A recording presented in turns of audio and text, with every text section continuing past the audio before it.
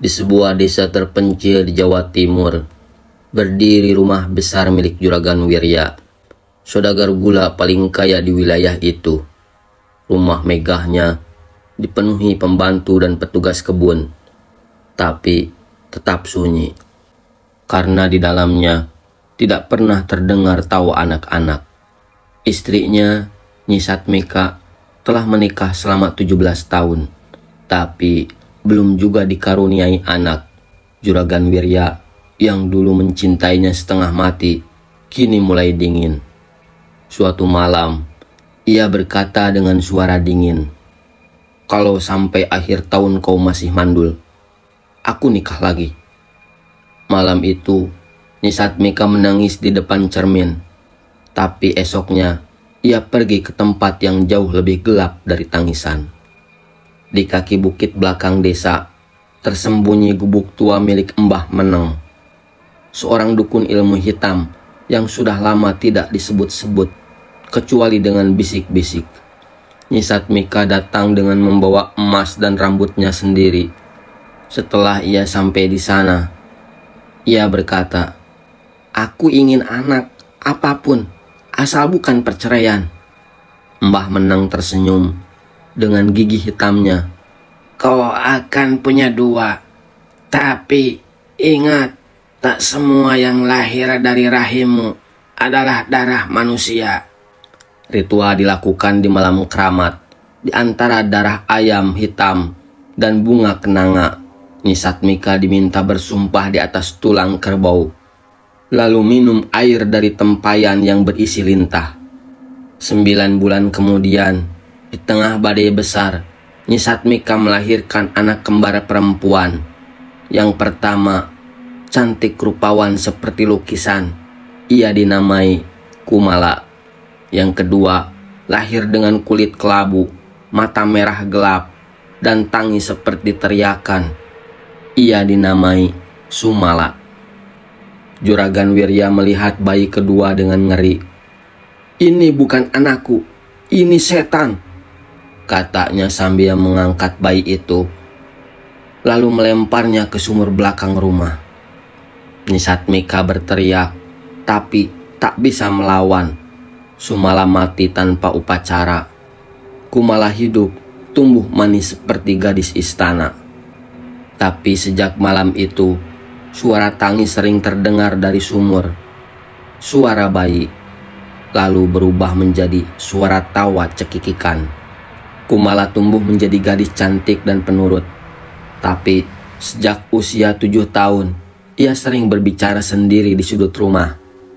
"Adikku belum tidur," katanya. Pelayan yang membersihkan sumur mulai sakit. Satu persatu, seorang jatuh ke dalam sumur tanpa sebab. Setiap malam Jumat, bayangan anak kecil terlihat duduk di bibir sumur dengan rambut menutupi wajah. Nyi Satmika tahu Sumala tidak pernah pergi. Malam-malam Nyi Satmika dilanda mimpi buruk. Dalam tidurnya ia melihat Sumala, tubuh kecil yang kini membusuk, menangis dan berkata, "Ibu, aku dingin. Kenapa aku dibuang?" Setiap pagi ada bekas kaki kecil berlumuran lumpur di lantai kamarnya. Kumala makin sering bicara sendiri, kadang tertawa, kadang menangis sambil memanggil, "Suma, jangan ambil ibu." Juragan Wirya mulai gila. Ia mengaku setiap malam didatangi anak kecil yang mencakar matanya dan menyusup ke dalam mimpinya. Lalu suatu malam, ia ditemukan mati tergantung di ruang bawah tanah. Wajahnya penuh cakaran, matanya hilang. Dengan panik dan rasa bersalah, Nyi Satmika kembali ke Mbah Meneng. Ia minta Sumala ditenangkan, dikembalikan ke alamnya. Tapi Mbah Meneng hanya berkata, "Kau tak bisa kubur darah. Sumala adalah bagian dari tubuhmu. Ia akan terus menempel." Sejak kematian Juragan Wirya, rumah besar itu perlahan menjadi tempat yang mati. Para pelayan pergi satu persatu. Nyi Satmika hidup hanya bersama Kumala. yang kini berusia 9 tahun. Namun, Kumala makin aneh. Ia sering menatap kosong ke arah dinding kamar, seolah ada yang memanggil. Kadang, terdengar ia bicara pelan-pelan dalam bisikan. Sumala bilang, ibu lebih sayang aku. Sumala bilang, ibu akan kubur aku juga. Di malam hari, suara laki-laki kecil terdengar dari loteng. Padahal loteng itu telah dikunci rapat sejak bertahun-tahun. Suatu sore, Nyi Satmika mendapati Kumala berdiri lama di depan cermin besar di ruang tamu. Kumala tak bergerak, hanya menatap bayangannya sendiri. Tapi ketika Nyi Satmika melihat pantulan cermin itu, ia membeku. Kumala tampak berdiri sendirian di ruang nyata. Namun dalam cermin ada 2 anak, Kumala dan satu lagi, dengan kulit kelabu dan mata merah, berdiri tepat di belakangnya, tersenyum tanpa gigi. Nyi Satmika menjerit dan cermin itu pecah sendiri. Retaknya membentuk siluet seperti wajah bocah perempuan. Di meja kerja Juragan Wirya yang dulu selalu terkunci, Nyi Satmika menemukan sebuah kertas lusuh yang tampaknya hendak ia tulis sebelum mati. Isinya hanya 1 kalimat tergores dengan tinta merah tua. Anak itu bukan dari dunia kita. Dan di bawahnya noda darah seperti tangan kecil. Kumala mulai membawa boneka baru yang katanya ia temukan di dalam sumur. Boneka itu aneh, berwajah 2. Satu sisi cantik, satunya lagi penuh luka dan cacat. Saat ditanya siapa yang memberinya, Kumala hanya menjawab, adikku kirim ini, biar aku gak sendirian di malam hari. Malam itu, boneka itu berpindah sendiri ke samping tempat tidur Nyi Satmika. Lehernya patah dan dari mulutnya mengalir lumpur hitam. Nyi Satmika mencoba meninggalkan rumah itu. Tapi setiap malam sebelum tidur, ia mendengar suara tawa kecil dari bawah ranjangnya. Terkadang tawa itu berubah menjadi isakan. Dan suatu malam, ketika ia menunduk dan membuka spray, ia melihat sepasang mata merah menatapnya. Ibu, Sumala pulang. Nyai Satmika kini hidup dalam ketakutan, dihantui oleh anak yang ia lahirkan dan ia bunuh. Sumala bukan hanya arwah, ia tumbuh seperti Kumala, tapi bukan di dunia ini. Ia tumbuh dalam dendam, dalam gelap, dalam cermin-cermin dan sudut rumah yang tak pernah disapu terang. Usia Kumala kini sudah 10 tahun. Dan sejak boneka berwajah 2 itu datang, dia berubah, lebih pendiam, sering menyendiri, dan punya kebiasaan baru. Menutup semua cermin di rumah dengan kain putih. Ketika ditanya mengapa, Kumala menjawab sambil memeluk lututnya. Aku gak suka lihat diriku, soalnya itu bukan aku. Kadang ia menangis di malam hari dan berteriak sendiri. Berhenti bicara di kepalaku, jangan ambil ibu dariku. Suatu malam, Nyi Satmika terbangun karena suara gaduh dari ruang tengah. Ia menemukan semua cermin yang sebelumnya sudah ditutup terbuka kembali. Kain-kainnya tergeletak di lantai. Di setiap cermin ada goresan jari kecil, seperti seseorang dari dalam yang berusaha keluar.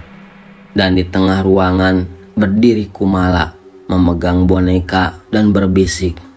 Kakakku bilang, cuma 1 dari kami yang boleh hidup. Terdesak, Nyi Satmika kembali mendatangi Mbah Meneng. Tapi gubuk itu kini hancur, seperti sudah terbakar lama sekali.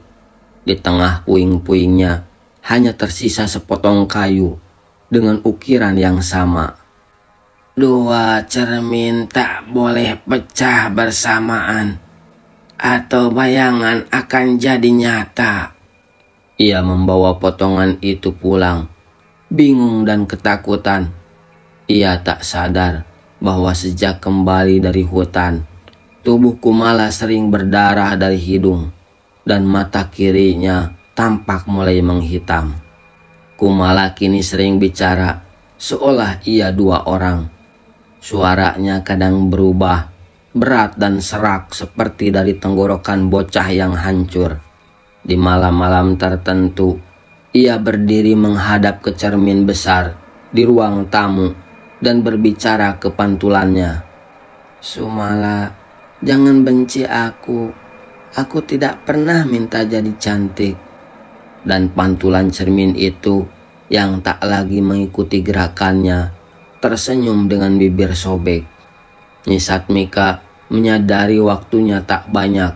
Ia menggali lagi buku-buku warisan keluarga, mencari ritual pelindung. Tapi semakin ia membaca, semakin jelas satu hal. Sumala tak hanya ingin membalas dendam.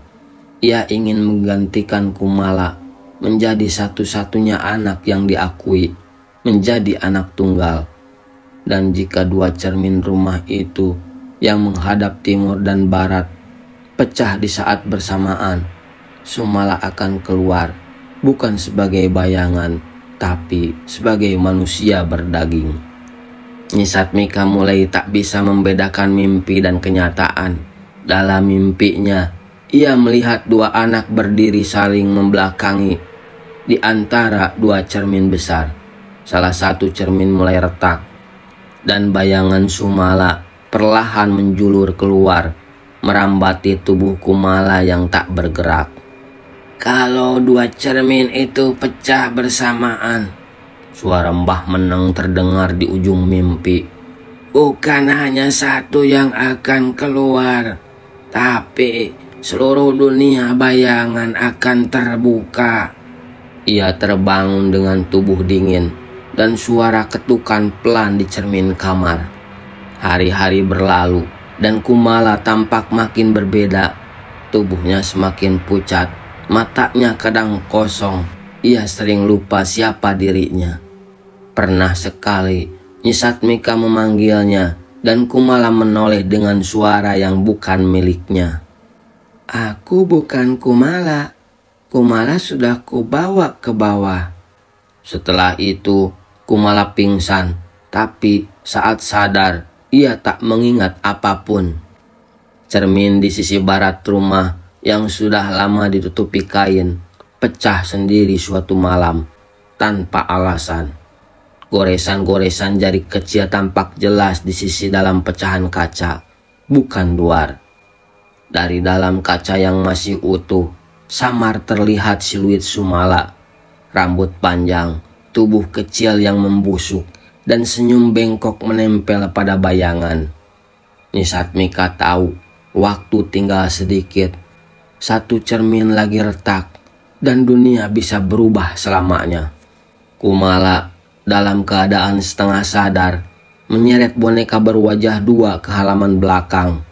Ia menyalakan api dan membakarnya sambil berteriak, "Aku bukan kamu, aku bukan kamu." Tapi dari kobaran api terdengar jeritan panjang, bukan dari Kumala, tapi dari dalam rumah. Saat Nyi Satmika kembali ke kamar, ia melihat bayangan Sumala memantul di dinding, meski tak ada siapapun di ruangan itu. Dengan napas tersisa, Nyi Satmika menyiapkan ritual penutup, mencampurkan tanah kuburan, darah sendiri, dan pecahan kaca cermin lama. Ia berniat mengurung Sumala kembali ke cermin timur, satu-satunya yang masih utuh. Namun saat ia bersiap memulai, Kumala menjerit dari dalam kamar, "Ibu, dia sudah di sini. Dia mau tukar tempatku." Nyi Satmika berlari ke kamar dan menemukan Kumala berdiri di depan cermin timur, tapi bayangannya tersenyum dan tak bergerak sesuai gerak tubuhnya. Cermin kedua mulai retak. Perlahan dari dalamnya, tangan Sumala menjulur, meraih wajah Kumala yang gemetar. Dunia nyata dan dunia bayangan nyaris menyatu. Di ambang kehancuran, Nyi Satmika harus membuat pilihan terakhir, mengorbankan satu anak untuk menyelamatkan dunia. Cermin timur retak perlahan, seperti jantung yang pecah seiring waktu. Dari celahnya, kabut hitam menjulur, dingin, berbau besi dan duka. Tangan Sumala yang kurus dan panjang menembus batas realitas, meraba wajah Kumala yang membeku.